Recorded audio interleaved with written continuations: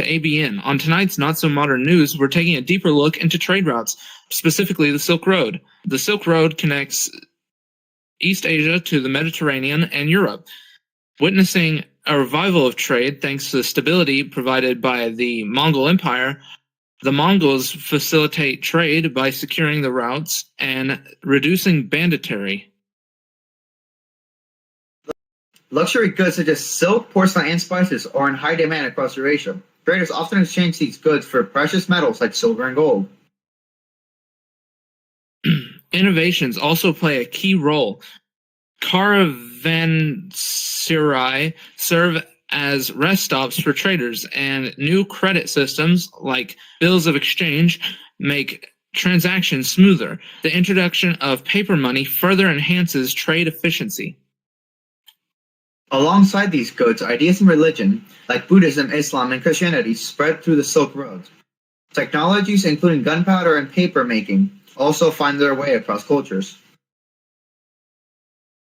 Now, let's sail over to the Indian Ocean Trade Network. This expansive system connects East Africa, the Middle East, South Asia, and Southeast Asia, becoming the largest and most diverse maritime trade network of all time. Bulk goods like spices, cotton, textiles, timbers, and grain flow through these waters alongside luxury items like ivory and gold. Technological advancements such as the astrolabe and lateen sail revolutionized maritime trade, enabling longer journeys and longer cargo capacities. Plus, the Indian Ocean Network acts as a conduit for the spread of Islam, especially to Southeast Asia. This fosters cultural blending and language exchange, particularly in regions like the Swahili Coast. The Trans-Saharan trade, which connects North Africa and the Mediterranean to West Africa, this network centers on the trade of gold and salt, with camels playing a crucial role in navigating the desert. Gold from West Africa exchanges for salt, textiles, and horses from the north. This trade also sees the movement of slaves across the Sahara. A significant cultural consequence of this trade is the spread of Islam into West Africa, influencing politics, culture, and education, exemplified by Mansa Musa's famous pilgrimage to Mecca. Pilgrimage. Yes. Let's not forget the impact of the Mongol Empire, known as the Pax Mongolica. This period of peace allows for the free movement of people, goods, and ideas across Eurasia. The Mongols actively promote trade by providing protection along the Silk Road, improving communication systems, and facilitating cultural exchanges between East and West. This leads to sharing of scientific knowledge and technology, including innovations like gunpowder that enrich civilization along these routes.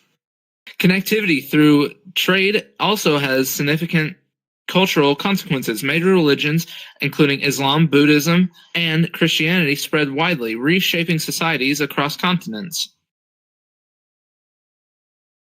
Technological and scientific exchanges thrive as well, with innovations like paper, printing, and the compass spreading across Eurasia. Cultural diffusion creates unique blends of practices such as the Swahili culture in East Africa, a mix of Bantu and Islamic influences, and the coexistence of Hinduism, Buddhism, and Islam in Southeast Asia. Environmental and biological effects come into play too. Crops like champa rice, bananas, and citrus fruits spread along these trade routes, improving diets and supporting population growth.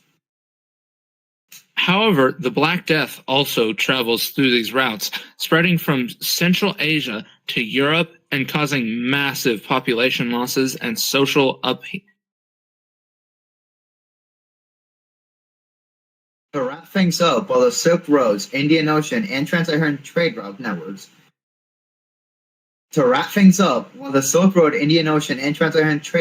all facilitate the exchange of goods, culture, and technology, they have their own unique characteristics. The Silk Road focuses on luxury goods, while the Indian Ocean trades in bulk goods, and the Trans-Saharan trade through smaller is vital for the spread of Islam and the gold-salt trade. Thank you for joining us on tonight's Not So Modern News.